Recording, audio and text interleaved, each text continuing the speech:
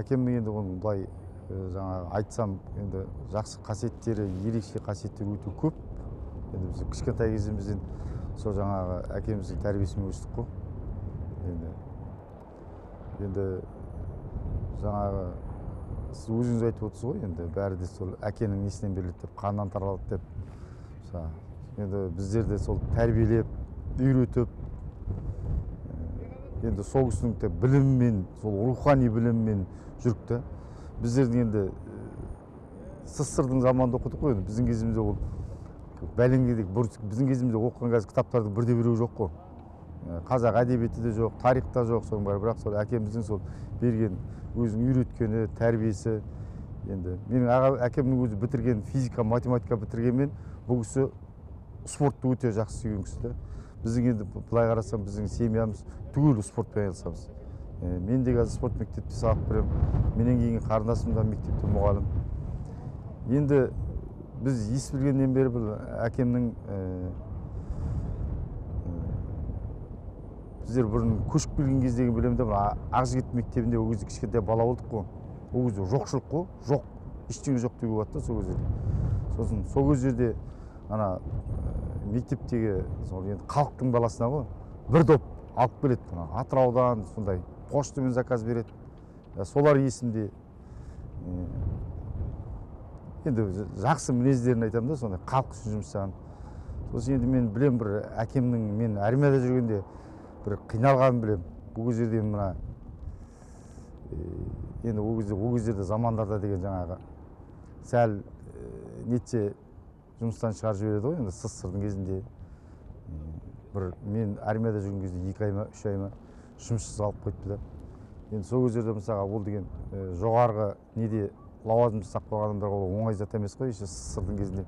Бірақ солардың бәріне төтеп беріп, кешкі мектептерде сабақ беріп, құлап, қайттан енді көтерілді ғой сол. Одан кейін ол Совезде бастығы болды, халықты еңбекпен орналастыру орталығында бастық болсады. Совезден шықты ғой пенсияға. Себебі оның ар жағында үш әкемізді де көрдік қой.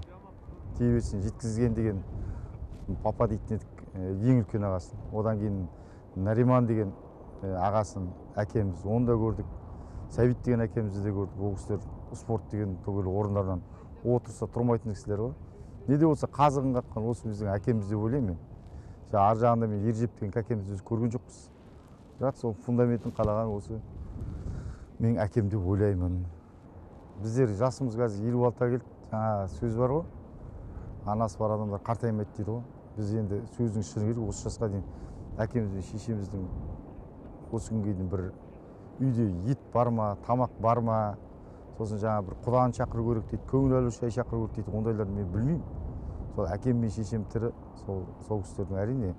Ол енді шайтан емес қой, бірақ Құдайдың берген жасын жасап, сол енді шешемнің аздап ауыратын болмаса ауырмай, сол Құдайдың берген жасын жасап, әлде де отырса екен деймін.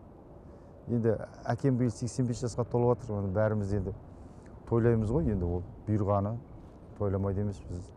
Ағайын тума бар, бүкіл халық естіп отыр. Сосын енді мен өзім әкеме тілейтін енді айтады ғой, 7-ші мүшел жасы ғой шығыватқан. Жасы құтты болсын. Енді өзімнің әкемнің осындай әкем бар екеніне әрине мен мақтанамын.